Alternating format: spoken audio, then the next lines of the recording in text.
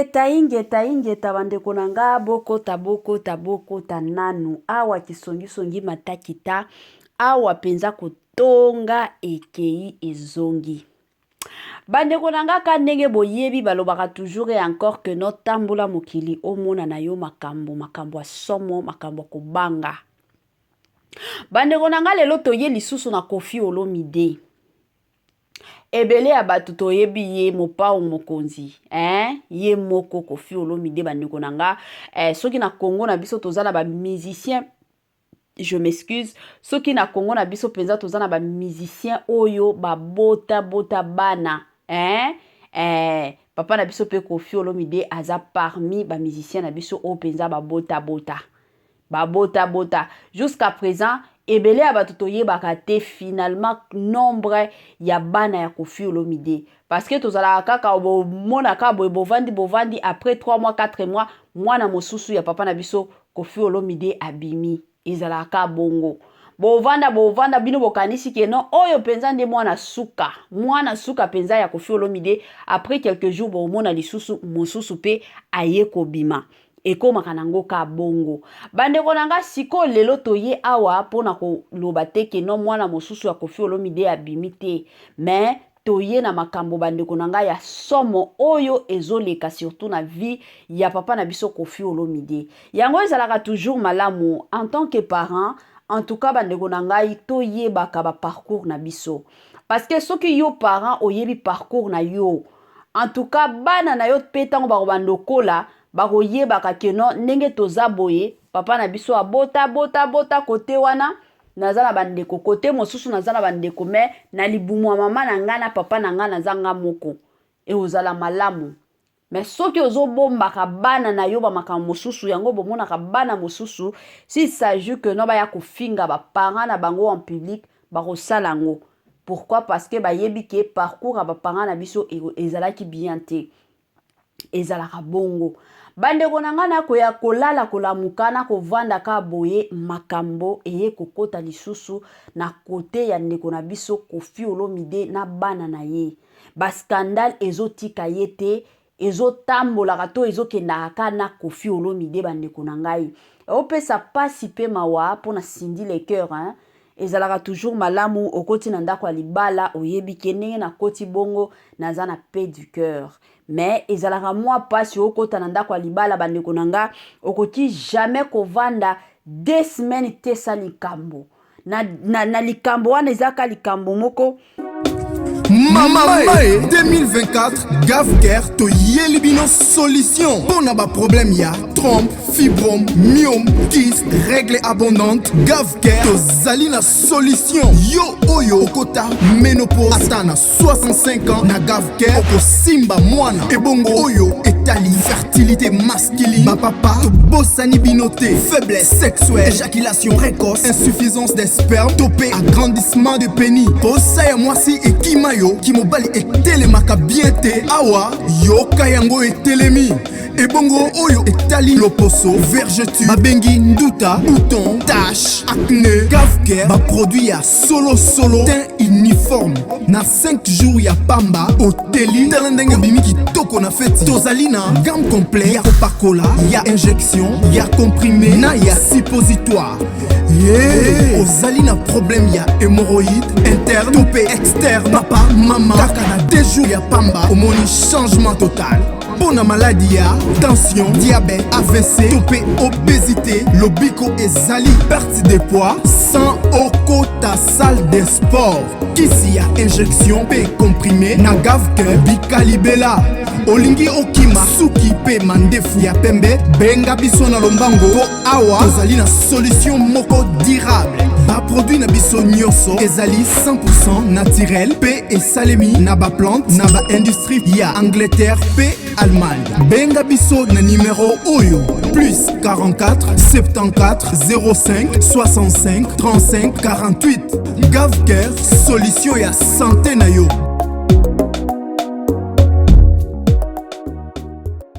Moi sensibilisation quand ndenge zalaka na système moko bien na système moko goût na système moko kitoko la famille Gavker ayeli biso ba solution ya kilikili Gavker ayeli biso ba solution ya kafu kafu. Balobi na Gafker bika na yo libela, na Gafker okosimba na yo mwana. Na Gafker bandeko nanga eza place oyo ba osungaka ebele ya ba Congolais. Toyebi ke na kilelo oyo eza na batu mosusu aolamuka mosusu olala ki bien metango olamuka nzoto zo sala yo passe o comprendre te. Mosusu bandeko nanga kanenge zalaka mukongo salaka yo passe yo meki komela ba kalma nyonso mesungaka yo te. Mosusu pota libuma ya libumu oyo esilaka te. Erozala toujours malamu mingi bandeko nangai benga Gafker aya kosunga yo na système moko ya kitoko penza mingi makasi. Bonjour, bonsoir et surtout bon après-midi, et cela ne dépendra qu'à l'heure à laquelle vous allez nous suivre. Bienvenue surtout sur notre chaîne Kisongi Songi officielle. Bienvenue na balandinyo Yakala. Bienvenue na ba onyonso bakoti sika. Kane tolobaka biso moko boye malamu na bandeko nyonso ya sika bandeko nanga. Oyo eza chaîne na bino, chaîne na biso bandeko nanga place totonga kana biso batu. Ebele ya batu bazalaka soki ba otonga, il faut ba batama. Il faut ba mi bomba pour que batu ba yeba bango te. Mais chaîne na biso comme boyebi eza songi songi moko officiel, donc awe ezalaka ki songi songi toko tonga na biso batu na ndenge moko ya bien. To tongi penza mutu nyonso ayoki keno kuna ba otonga. Alors yango na yeko sensibiliser bino bato sika. Soki eza mbala liboso okota na chaîne na biso ya Kisongi Songi, olingi yo pe ozala membre ya Kisongi Songi officiel. En tout cas na osenga na yo o s'abonner massivement. Tango o s'abonaka bongo kobosa na pete ko klikaka sur ngonga ya notification. Ngonga wana tango to klikaka ngo ezalaka pour que chaque fois que Kisongi Songi officiel a obandotie la biso obandotie la bino plutôt ba vidéo sika bokozala directement informé na ndenge moko ya bien. Bon ça la rabiso moi partage, moi ba j'aime na bino ba commentaire, en tout cas et ça la rabiso malamu mingi. Voilà. Bandeko nanga lelo toye na makambo ya Koffi Olomide. Tomonaka déjà ko swana ya Koffi Olomide na Diddy Stone et ça les makanango kana ba réseaux sociaux. Des places au ba swanaka. Au mona Diddy Stone akotia ba post na ye surtout azalaka muto ba post. Akotia mama na ba post pona papa na bango.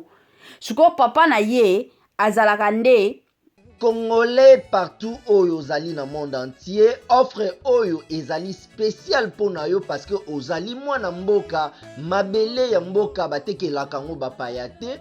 Congolais tala mabele oyo ezali komonana ezali plat à 3 minutes ya boulevard Lumumba, route nationale numéro 1 awa na kati ya Maluku, à quelques minutes ya péage ya Menkau oza mobimba na $750 ya pamba ozui 15 mètres sur 20 na yo, y compris les documents administratifs na kati. Donc okozwa ba documents ya quartier, okozwa ba documents ya commune, okozwa tous les documents possibles oyo esengaka mutu azwa pona parcelle na ye. Pe oza na possibilité ya kosomba a crédit soki ozosomba plus.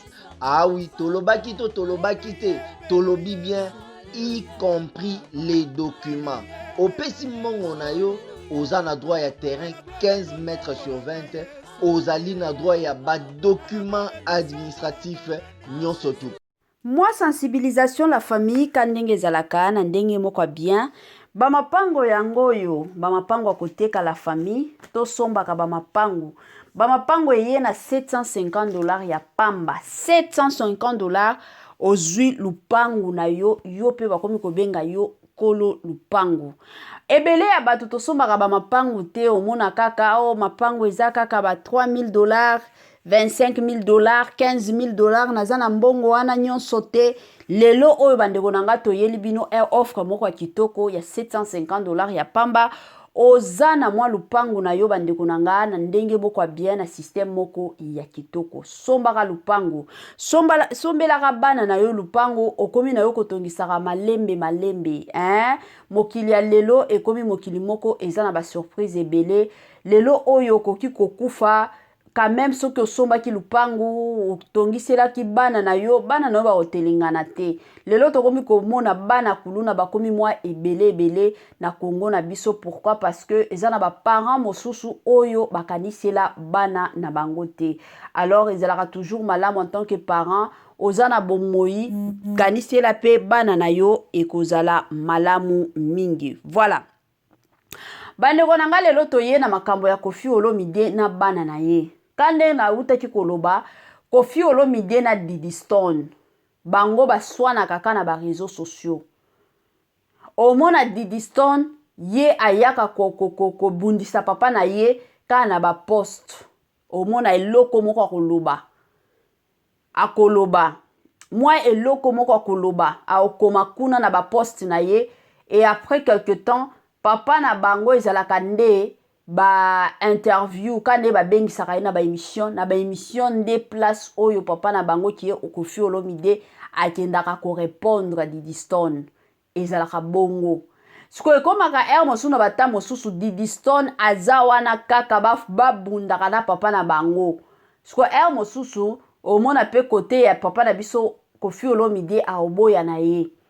Aoboya akoya ko répondre yete mais Diddy Stone a continuer na ye kaka jusqu'à ce que bandeko nanga kolala kolamuka toye komona Minu Olomide pe aye ko répondre sikoyo Diddy Stone yango ye ko sala mbutu ya makasi. Selon Minu alobi na Diddy Stone pourquoi obanda toujours ko bundisaka papa na biso na ba réseaux sociaux soki oza na besoin ko régler affaire na ye.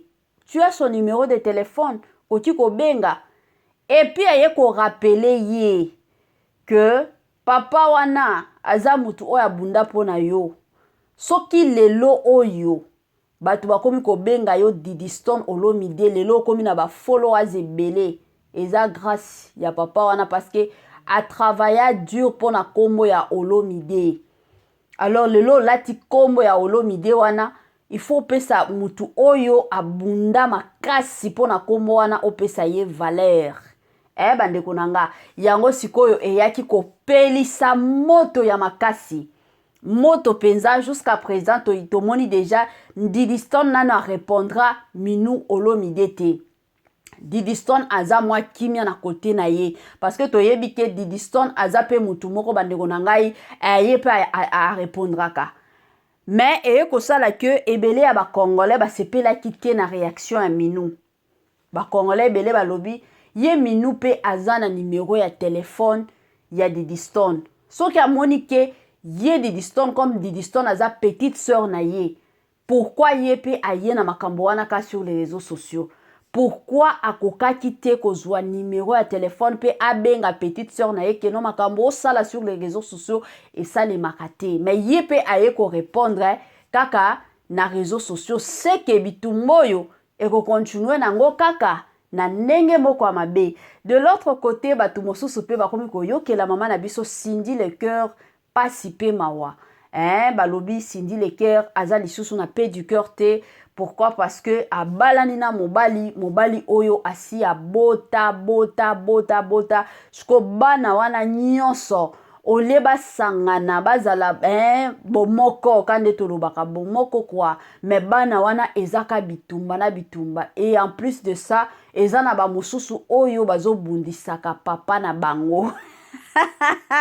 Wana topesi nanu bambote na ye moko Miss Keke Olomide yenda zalaka calme makasi. Miss Keke Olomide ye penza mto mwindo ya tongo ya zalaka na ekimia alingana ye babuzo bate. En tout cas osala mwa pasi bandeko na biso ebele ya ba congolais surtout ba mama ba oyo ke la Cindy le cœur mwa pasi pe mawa. Ka ndenge toyaka na kisongi bandeko nanga ka ndenge tomesana na biso kotonga totonga nanu na kombo ya Koffi Olomide. Bandeko nanga ezosala pasi penza ya makasi. Eloko ka tosenga na Koffi Olomide nalobaka toujours soki eza na batu oyo fo bazala ba exemplaire eza batu neti ba musicien kande tozalaka na Werason. Lelo na fongoli mwa parenthèse ya muke. Werason abota na mwasi na ye. bana ya Werason ka ndenge boyebi papa na biso Werason akendaka koyemba depuis kala toyebi ke Werason ayembaka na ye. Mais soki otali éducation ya bana ya Werason, en tout cas de mon côté to na côté na bino bokoki koloba ke non papa oyo apesa éducation ya malamu penza pona bana na ye. Siko côté ya papa na biso Olomide, ye pe apesa éducation ya malamu, mais le mal est que Koffi Olomide abota nde bana baza un peu éparpillé. Ezalaka ta malamu en tant que père. Oyebi ke na sina bota bana. Zala na ta ovandaka na bana na yo, zala na ta kosangisaka bana parce que tango osangisa bana, tango pe obando ovandaka na bana, omona pe bolingo wana ezalaka ya makasi, omona pe respect ya bana wana na vie na yo ekozala ya makasi. Mais soki okosangisa bana na yo te, ozaka ko boti bana otiki parce que oza star. Je m'excuse, boti bana otiki bandeko nanga ezalaka toujours pas si pe mawa. Ezalaka toujours pas si pe mawa. Toyebi ke eza nango trop tard te na côté ya Koffi Olomide pona osangisa bana na ye. Balobaka toujours tant que mutu aza nanu envie yango il faut komekaka ba opportunité nyonso, il faut komekaka o nyonso moni ke ekoki kosimba pona bien na yo meka nanu parce que ba o tolobaka ke non c'est déjà trop tard eza ba wei parce que soki mutu akufi déjà wana espoir ezalaka te. Mais soki mutu aza nanu envie, moi espoir ya makasi bandeko nanga ezalaka. Yango toyi kosengaka na Koffi Olomide e ozala malamu papa na biso Koffi Olomide vandisa bana na yo. Toyebi te Didi Stone na yebi ke makambo ebele oyo asilikaka eza kaka kokomona divorce ya Koffi Olomide na mwasi na ye. Yango esalaka ke Didi Stone mosusu azalaka toujours bitumba na Koffi Olomide. Eza na ba situation mosusu bana mosusu ba comprenaka te. Siko la plupart surtout biso babantu tozalaka soki papa na mama ba divorcer oyo tomona kaka mabe ezalaka papa.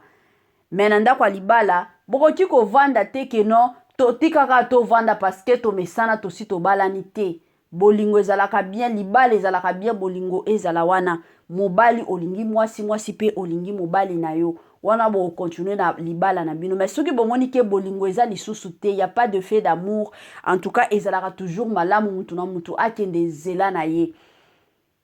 Na côté ya Koffi Olomide amonaki déjà ke non na côté ya Ali ya bolingo lisusu ezalaki te. Yango préféraki na ye azala na Cindy Leker. Congolais partout oyo ozali na monde entier, offre oyo ezali spécial pona yo parce que ozali mwana mboka mabele ya mboka batekelaka ngo bapaya te. Congolais tala mabele oyo ezali komonana ezali plat à 3 minutes ya boulevard Lumumba, route nationale numéro 1 awa na kati ya Maluku, à quelques minutes ya péage ya Menkau oza mobimba na $750 ya pamba ozui 15 mètres sur 20 na yo, y compris les documents administratifs na kati. Donc okozwa ba document ya quartier, okozwa ba document ya commune, okozwa tous les documents possibles oyo esengaka mutu azwa pona parcelle na ye. Pe oza na possibilité ya kosomba a crédit soki ozosomba plus. Ah oui, tolobaki te, tolobi bien, y compris les documents. Opesi mbongo na yo, oza na droit ya terrain 15 mètres sur 20, ozali na droit ya ba document administratif nyonso tout.